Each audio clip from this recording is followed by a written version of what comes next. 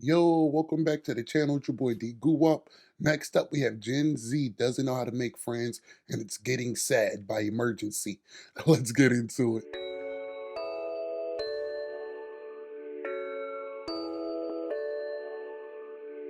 Isolation is a death sentence for many of us. One thing I was not expecting after I got married was how lonely the entire experience really is. Do you ever get lonely? Yeah, I think everyone gets lonely. That's almost like a daily struggle. I am so lonely, like so deeply craving, Bro, let's say right off the bat, um, y'all motherfuckers are lonely because y'all are terrible people. One, people don't want to be around you. Two, you don't know how to fucking enjoy your own self.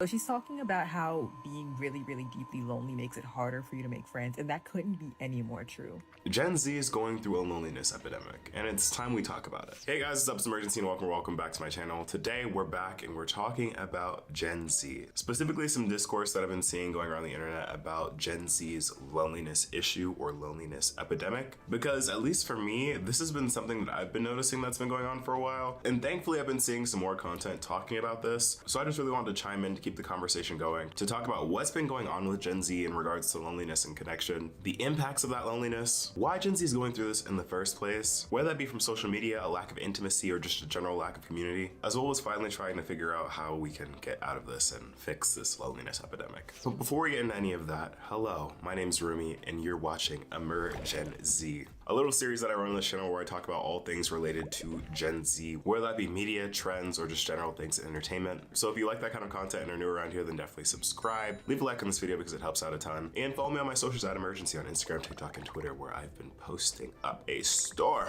And if weekly videos aren't enough, Go follow my boy Rumi.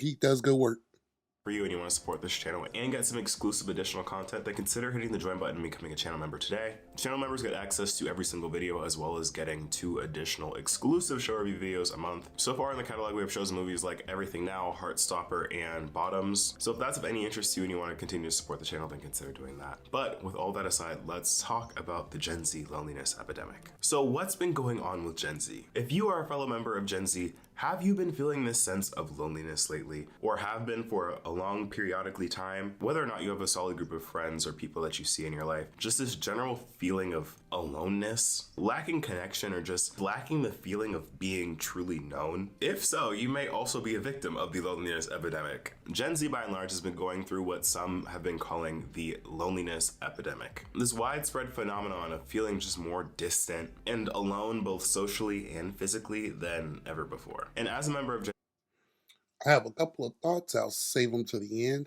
or if he hits them, I'll talk about it like always. Gen Z, I can definitely second this. Like, I have been going through this as well. With the world being as it is, and with our culture and society becoming more and more isolating, it's understandable why we'd feel this way. And it's not even specifically the concept of having people around you and being around people, because even with having people in your life and having people around you, you can still feel this sense of loneliness and aloneness for multiple reasons, which we're going to get into a little bit later. This video is actually inspired by a really great Atlantic article written by Derek Thompson called "Why Americans Suddenly Stopped Hanging Out," and it touches on themes revolving around the whole concept of hanging out, third spaces, or doing things physically together has declined over time and over generations, stating that the steepest declines have been among young people, poor people, and Black Americans. Women and 20-somethings enjoy the most amount of social time in a given week, and low-income, middle-aged, and unmarried men seem to be getting together the least. Thompson also goes on to state that teens and young adults saw by far the largest dip in socializing, especially since 2010, which is really interesting because I feel like media tends to frame this loneliness epidemic as really stemming from 2020 and us. Hey, shit, I ain't gonna sit there and bullshit with you. 2010 was when that the PlayStation really got popping at PSN online. Like, it was popping before, but shit, I'm parted from. Moving into a post-lockdown world. So seeing that this has been an issue that's been getting progressively worse for quite some time now, I'm not sure if that's necessarily more reassuring or more frightening. And while talking about socializing specifically is interesting, I feel like specifically when it comes to things like dating, we're seeing that by and large teens are dating less, playing fewer youth sports, spending less time with their friends, and making fewer friends in general. With the article going as far to say that in the 1970s, more than half of 12th graders got together with their friends almost every every day, but by 2017, only 28% did. Gen Z is just by and large spending less time with friends, making friends, in relationships, and going out and finding relationships and dating. Like if you look online, there is a plethora of content revolving around the dating crisis that Gen Z is going through and why the dating landscape looks as bad as it does for our generation. People are lonely, people are looking for a connection, and this chronic isolation and just general lack of connection can be very harmful. And not to make a crazy pivot, but one way that loneliness can be fought off is through self-love. And luckily for you, this video is sponsored Yes, sir. Like I said. AdamandEve for everybody in between. So if you want to support this channel and get 50% off, you can go to adamandeve.com and use code RUMI. That's spelled R-U-M-I to get 50% off one item of your choosing and free shipping in the US and Canada. There are some exclusions that may apply. Go support. Everything at adamandeve.com comes in discreet packaging and with a 90-day hassle-free return policy. So you don't have to worry about anyone being in your business when it comes to your self-love. So if you're ready to go on that journey, be sure to check out adamandeve.com. Thanks so much, Adam and Eve, for sponsoring this section of the video and helping us combat our loneliness. It's time to get back into the video and talk about the impacts of said loneliness. The thing about loneliness is that it's not just something that's going on in your head. It's not just mental, and prolonged feelings of loneliness and isolation can actually negatively impact your health. There is an abundance of information, so many studies that show that loneliness can be detrimental to your health. Loneliness can make you prone to things like depression and anxiety, impair your cognitive function and memory over time, weaken your immune system, among many other things. And I'm not just saying this to I've never thought of all those things, but it makes sense. Weakened immune system is a good one because, like, people try their hardest to stay sanitary or stay away from germs. Bro, you're opening yourself up to be hit hard for when you do get sick. I'm not saying go out there and be a fucking pig, but that's a good one. And it's a depression cycle. Because loneliness make you depressed, but depression makes people not want to be around your dumb ass. Like, I'm just being for real. you. I'm just saying this to really highlight how important connection really is to us, and the fact that we as Gen Z are going through these feelings of loneliness collectively just is not healthy, and we need to do something about it. Something needs to be done about it. Which brings me to my next question. Why is Gen Z so particularly lonely? And there are actually multiple explanations for why this may be. Gen Z has grown up in an increasingly distanced and isolated world. And while you may think, yeah, we have like social media and things are more global than they ever have been before, that also can be a double-edged sword. Because we are so global and because we are able to connect and find friends all over the world, that distance is still real. Like, I have friends and mutuals from all over the country and all over the world, but that doesn't mean that I see them all on a day-to-day basis because they are all over the country and all over the world. Like, I can barely get friends that live in the same city to hang out more than once a week. And that's for friendships that are already established. Like, making new friends, especially as a young adult, is so difficult because making connection nowadays is so difficult. And that's mainly because we don't actually have the spaces to do that. And genuine connections require a certain level of intentionality, which is a high barrier of entry for a lot of people. Speaking to the first point, we've seen an almost erasure of third places. And you may be asking, Rumi, what is a third place? According to Wikipedia, a third place refers to the social surroundings that are separate from the two usual social environments of home. Bro, this is so stupid that I didn't pause right here and there. Bro, I can see my friends whenever, but I be up so long that after work I am so exhausted. Like, and I'm not talking about some of y'all niggas be waking up at 9 to go to work at 9. Bro, it's like I wake up, I basically be up for 18 to 20 hours of the day. Then when I get off of work, bro, I just don't feel like seeing anybody. Nah, bro, my fault. I thought I heard something in the back. Revolve around you trying to make usual social environments of home in the workplace. You can really think of these as any place that isn't your workplace or your home. Like, think like a cafe, a park, a club, anywhere that you can do an activity with others that doesn't revolve around you trying to make money. And when I say that third places are being erased, I don't mean necessarily that these places are non-existent. It just means that we have less and less time and space to go seek out. And I would agree with this because most places want to look good for the gram, want to look bougie, want to look this and that, but never really comfortable just to be it. these third places and to find connection in these spaces because of the way that society is currently set up. One of my good friends and mutuals, Amanda Mariana, has made an amazing video talking all about third spaces. I'll link that down below and you should definitely go check that out. But for the sake of this video, I feel like third spaces are just so important for connection because they are spaces where you can just be. Like you're not at home either alone or with like family or at work doing work obligated things. Like you're simply existing, enjoying shared interests, ideally with other people who also have those same shared interests, and really get to have and develop those human moments that don't revolve around you making money or doing the things that you need to do to actually survive. And I feel like there has been a push to sort of socially engineer these third places or make an intention to help people make friends, have these organic experiences, friend mixers, or like going to events that are geared towards like making friends and having like a social life. But this one creator, Catherine, made a really good video talking about this and going a little further in it, but I just kind of feel like those are kind of missing the point and kind of fall flat because like, yeah, Mixers are kind of like parties, so it's kind of weird to go there. Like, I don't want to go somewhere with loud music playing and forced to, like, I don't want to go to a bar and forced to socialize. If you want to be a mixer, it has to be real low key. Don't need to be too loud. Don't like. you can go and meet all these people, but like, then what?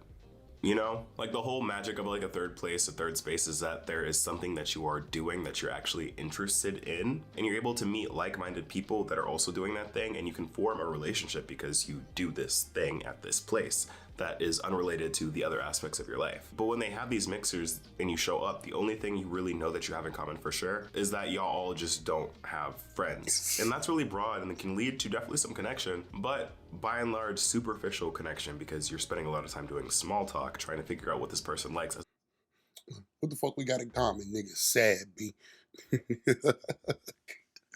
Opposed to generally having a vibe at more interest-based or organic forms of connection and entertainment in the form of a third place. I'll tell you one thing, we are not going to make it out of this friendship recession by hosting community events that are just branded around making friends, like so blatantly. I don't know if you've seen these around where you live, but like there will just be community gatherings that are exclusively, like explicitly just for like, come here, meet people, make friends. And like that might seem like a strategic way to go about it, but actually I think it just like further illuminates how little we actually know in this modern age about forming like meaningful connections and friendship. Like it is just not a sustainable practice to have a bunch of strangers come together without any common theme, common interests, and expect them to just bump around like a bunch of atoms and hopefully they'll make a molecule. Like, and all of that I've said about finding a third place, finding a third space, like finding some form of connection with friends is honestly a luxury for a lot of people in modern society, specifically for older Gen Z. There just is not a lot of free time to be exploring this. And this aspect specifically isn't something that's necessarily exclusive to Gen Z because I feel like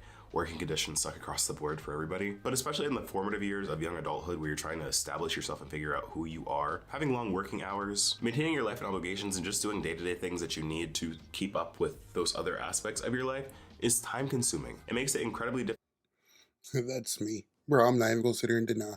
Oh, I'm a young millennial though. To connect, especially when you consider that a lot of people in that similar position have conflicting schedules and are doing the same thing, so it's even harder to find time to make friends and connect. Like I know, like it's a long-standing joke about. I just paused, but I want this to be clear. True friendship finds a way.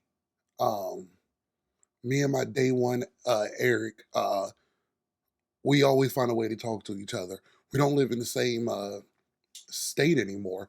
But if we still lived in the same city, I would see him 3 or 4 times a week, and that's minimal. Like, and it wouldn't even be for hours, just boom, boom. Maybe it'd be to dap up or just to talk and just boom, boom. If you're really friends, you will see each other. We're also too cavalier on the word friendship, but I'll talk about that at the end. Adulthood, that's not really a joke, but like the fact that you can go from in high school and college where you see your friends practically every day or at least once a week to having to fight to pencil in some time to hang out once a month or once every other month or even less just because of time and scheduling conflicts. And that's not to say that necessarily everybody's busy, because let's be real, there are also times and also people that have the free time but just don't really know what to do with it because of the aforementioned not knowing who, where, how to connect. And it just kind of seems easier, less time consuming, and less stressful to just hang out at home. And to sort of address both of those things, I feel like one solution that I personally love but isn't really necessarily talked about enough is the whole concept of parallel play. And again, shout out to my friend Amanda, because I remember watching one of her videos a while back where she talks about the concept of parallel play. And at that time I didn't know exactly what that was, but I knew that's exactly what I wanted and was looking for in my adult relationships. So if you don't know what parallel play is a concept coined by child development experts that can be also applied to adult relationships and for children. For young people, parallel play occurs where children are sharing a played space but doing different activities. And for adults, it's gonna be how we do things day to day, whether it be at work, in our free time, or just with our regular routines. Like for me, my optimal form of parallel play are doing things in the same room as friends, but not doing the exact same thing, like not doing them together, if that makes sense. Like when it comes to work, one thing that I use Bro, that's what my thing of relationships is. Uh, Best relationships I ever had, bro. You can be in there doing your thing. Like, if you want to be on your laptop, I'm gonna be on the TV playing the game. If you want to watch TV, bro, I'm gonna be on my Switch playing the game. Like, there's so much need from people to have to do the same thing. Bro, why can't I just be here doing my thing? to really love to do when I was working a corporate job was to meet up with friends who also worked remote and just do our work in the same room. We don't necessarily need to be talking to each other, but we're just in the same room getting our tasks done. And just something about that would be so satisfying and so fulfilling. And it's so easy and lightweight to do. Like just doing things together with people that don't necessarily need to be super involved. Like it could be mundane things that you have to do, just doing it with someone else, like grocery shopping, doom scrolling, going on a walk with headphones, listening to your own music. Like, of course, this isn't going to be like the fix all for everything, but at least I think it could help us make time or squeeze in time for connection, where it doesn't have to be like this involved plan or event that takes time away from the things that you have to do that would normally prevent you from hanging out with friends. Like parallel play is one of the reasons why I really value my friendship with my friend Asante, especially when I first moved out here to LA, because LA is known for being notoriously isolating and lonely, and moving here without having a lot of friends was kind of daunting and I didn't really know nobody. When I was just getting started here, Asante and I would just literally hang out all the time and just do the most mundane things together. Like whether that be just going to the gym, doing errands, grocery shopping, or this one isn't really mundane, but like going to events. It really helped me personally feel connected and fought off a lot of the loneliness. Whoa. I don't know why I took him explaining this to make sense to me, but that's also my friendships. When I got to college, moved states, didn't know anybody, my good friends, and like we're still good friends now. Our huge thing was we could just chill and watch TV all day, play games all day, and people would be like, "What did y'all do all day? Y'all just chilled in the crib? What the fuck else are we gonna do?" Like, bro, there's no party going on at fucking noon. 1 p.m. type shit. But like, bro, we could go from watching wrestling clips for 3 hours to watching anime to having a damn small round robin tournament and Madden real fast. Niggas win, they get pissed off, go to lunch, come back and just chill again. Like, bro, niggas need to enjoy their own company, B.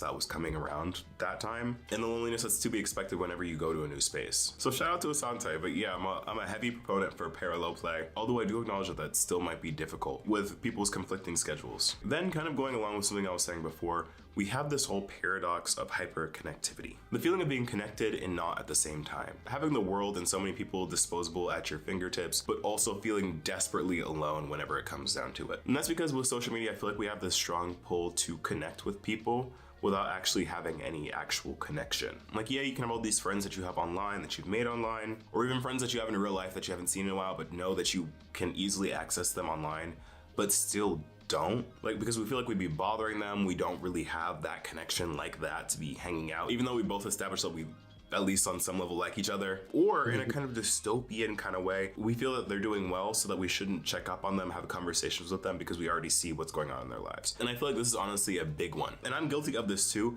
but because we're so used to seeing social media as like this highlight reel and always posting updates, whether that be just like you posting something on Be Real or you posting your Instagram stories, Twitter, whatever it may be, there can be this hesitancy to reach out and just call someone to like catch up and connect because you feel like, well, I've already seen how their life is going, how things are going for them on their social media. So I don't want to call or like initiate a hangout where we catch up because like I've already seen everything. And it seems like they're doing really well. And then if you take it to like a different spot in your mind, that may not be the healthiest, but no shade, we all do it. You then start thinking, well, they're doing really well. And if you're not necessarily doing well in that instance, you're like, oh, I don't want to reach out and bring that negative energy if they're on a high right now and I'm on a low. But that's like the issue with social media because we really do view it as like this highlight reel. Bro, he's hitting some key points, and it's like I always bring it back to myself because, like,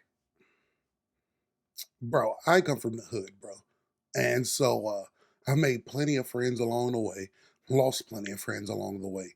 Going to college, graduating college, going through a crappy workforce, then landing at the job I'm at, and like my biggest pet peeve is when people be like, "Bro, I didn't want to bother you. Something I seen you doing your thing, and I didn't want to bother you." Bro, what? I don't think. Well, let me put it to you like this. Back when I was broke, I thought I was the shit. So don't think money has changed anything. Don't ever think you can't come to me. Don't ever think we can't chill. Don't ever think we can't just play this fucking game. Like, fuck this job. Fuck this job. Fuck that money. Fuck that status. Like, I swear to you, bro. And that's on me.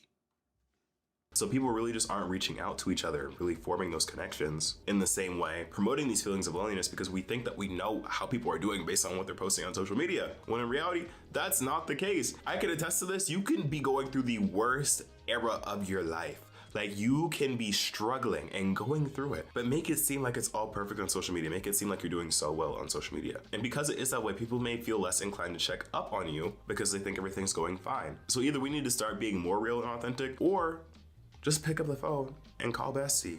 Text Bestie. Be like, oh, hey girl, you all right? Everything good? How are things going? Like, I think we need to be more okay with letting people tell us that they are okay. Letting people tell us that things are going great for them, because until they say that to us, to our face, until we have that connection where we can reach out, catch up, we don't know that for real. For the baddies that be running up and down LinkedIn, keeping up with what everyone's doing, this goes double for you. And now I kind of want to dive into some of the roots behind this loneliness, why we feel this deep sense. Man, I don't even be on, like, before I got the job that I wanted, bro, I never was on LinkedIn. Boy, I'm not fucking looking at that shit. Everybody taking next steps and shit, and I'm moonwalking backwards in my career. Of loneliness, even when we can be around other people. And I feel like by and large, it comes down to intimacy. And I'm just gonna come out and say it. Intimacy is something that everyone wants, but everyone doesn't know how to necessarily articulate or know themselves that that is what they want. Because I feel like intimacy is like shrouded in this connotation of it being something that is like sexual in nature, when in reality, no. The definition of intimacy is close familiarity or friendship, emphasizing closeness, just feeling close to somebody. And I feel like sometimes we substitute like quantity of friendships over the quality of friendship, because this is especially true for people that have a lot of friends but always feel alone, like the popular loner archetype of people. Because of all the reasons that I've gotten into in this video, for one, finding friends is hard. Finding friends of substance is even harder. And then the third added piece of finding friends that you feel like you can be vulnerable with enough to have those intimate connections with is even more difficult. Like, there are layers to this. Like, personally, there are times where I feel so lonely. Like, personally, despite like the support systems that I have going on and the friends and family that are around me, I still find myself in times where I just feel so lonely. And it's been so hard to describe, because I feel like sometimes I shouldn't feel that way. And it's taken me some time to understand what I mean when I say that and what I mean when I feel that way. And through a lot of introspection and through a lot of therapy, shout out therapy, I found that a lot of that feeling is from like a general lack of intimacy. Like, creating an environment where we're just I don't disagree on any of that. Once again, my unique position, people are intimate with me all the time. Like, I don't know, it's one of those things about me. Like, and it's always been this way. People have no problem opening up to me, coming to me when things are wrong, coming to me when things are good. Um, there be women in relationships tell me before their significant others. And like, not even like, oh, I'm trying to hook up with them type stuff. Just people have always felt um just more intimate with me, and I just don't have a reason for it, because I'm like a safe space for people, mainly because I won't use it against you. I don't go blab. Don't really give a damn enough to go blab, but I don't know. Like, I think that is, it's weird because I don't do it a lot, but there's a lots of people that come to me, and like, and then I ask, oh, have you told anybody else? No. You're the only person I feel comfortable talking to. Huh. Hmm. Strange. Strange. regular phone check-ins are normalized in a friendship. Spontaneous hangouts, coffee chats, or just general little things that make the difference. Like building and sustaining relationships that have that level of care, and knowing that the people around me care for me in the same way that I care for them, and to know and be validated in the sense that like they want to get to know me and they're actually taking the time to get to know who I am on a foundational level. Like that is what fulfills that loneliness for me. That is what intimacy looks like for me. Like having those close relationships, having that validation, having that reassurance, that really does help. And I must admit that is not a commodity. Like that doesn't happen all the time and with everybody. And those types of friendships and relationships are so hard to have because they require such a level of vulnerability, which is scary for myself and for a lot of people. So for a lot of us, it's easier to just not do all that and just keep things either surface level or to ourselves, which might I say does contribute to the male singleness issue, because I feel like a lot of times men don't want to be open about their feelings or really be open at all because of the way that the social systems are set up. Although I will say that men themselves did create those specific social systems where it's not okay Not black man, be fucking for real with yourself, Remy. to be vulnerable and be open, specifically with other men. Like I've been seeing so many TikToks and things online about like male friendships not being super deep, like not really knowing things about your other male friends, not showing up to your male friends' birthday parties, or being able to communicate that those things hurt because masculinity is inherent. Bro, I've never seen that, bro. Like, the bros always come out. Maybe I'm part of different bros. I've seen the videos where you've been playing a game with somebody for 10 years, and like I fucking live in Charlotte, you live in LA, and it means the world when you come to my birthday party unannounced. It's like, oh, I'm fucking Nerdtastic 12. My dog. Nah, bro, Not vulnerable and super strong and tough and distant. I made this video telling men if they want to get But the inverse is women are vulnerable and do that shit, and they still don't got friends. So what? a girlfriend, they should really focus on getting friends first. And so many of the comments from men were like, no, never mind. I'll just do neither. Spend all my time in the gym. We are at a point in the culture where men would rather go their own way than repair their own relationship to intimacy and to women. Like, genuinely, they have been fed a script that being alone and isolated is more, like, restorative or good than trying to make friends and opening up to people and, like, being vulnerable. Intimacy, vulnerability.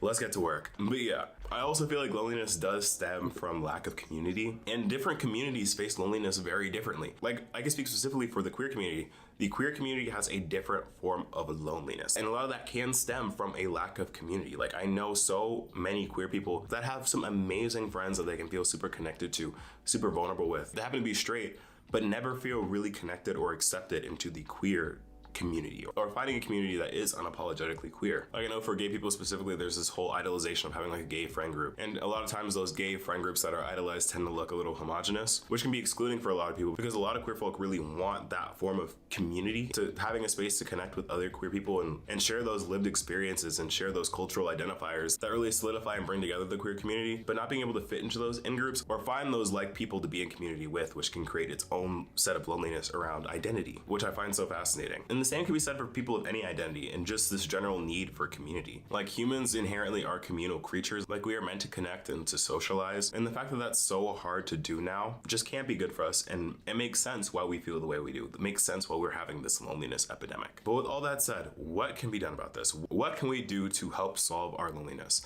I don't have the answers. I don't have all the answers, because trust me, I wouldn't be here if I did. But there are some things that I've looked up and have seen worked in my life and my circles that could potentially help, but I also do feel like an individualized approach to a more systemic or social issue isn't going to fix it for everybody and isn't going to fix it long term. And I want to acknowledge that. Like, things definitely need to change within like the work-life balance structure of the world right now, as well as the spaces that are around right now to facilitate friendship and connection. But on an individual level, we can all make more of an effort to try and connect authentically and meaningfully, like being really intentional about the relationships that we're pursuing, continuing, and nurturing, whether that be taking the initiative and reaching out to that person you've been having a friend crush on for a while or having an actual crush on for a while, being more vulnerable with the people that are in your life and pouring more into people in your daily life, checking up on them more, as well as trying to incorporate people in your day-to-day life more than you already are. More of that parallel play, like inviting your friends to go grocery shopping with you, inviting your friends or people around you to go do things that are mundane and that both of you were probably going to do anyway. And most importantly, initiate. Even when you feel annoying, and I know this one could be real tough. I know this one could be the most cringy and uncomfortable thing in the world. But I'll say this, it's better to initiate and feel annoying, but be socially fulfilled than to not be annoying and to be easygoing, but be lonely as hell. Okay? So yeah, maybe we all need to reach out a little bit more, take a little bit more initiative. And yeah, that's pretty much all I gotta say on that. I could make a whole video talking about how loneliness really affects relationships, like romantic relationships, because I feel like for this video it was very much so platonic and generalized relationships. So if you'd like to see a follow-up video on that specifically, then let me know in the comments. But yeah, what do you think about all this? Do you feel like there's a loneliness epidemic? And if so, how has it been impacting you? How have you been trying to deal with it? Let's crowdsource some stories and solutions down in the comment section below. Again, if you're new, thank you for watching, and be sure to subscribe, leave a like on this video, and follow me on my Go follow my boy. But a few points I wanted to bring up, and I think that's key. And the huge thing is, bro, it's selfishness. Like, and I know that's gonna sound so crazy, but most people are just so full of themselves. And it's not, you have to go super in one way to be labeled a narcissist. And I think that's just being thrown out. But you got to want to be there for others, how they're there for you. So many people would just be like, oh, he wasn't there for me, so I want to be there for him. Did you say that? Did you mention it? Do they know?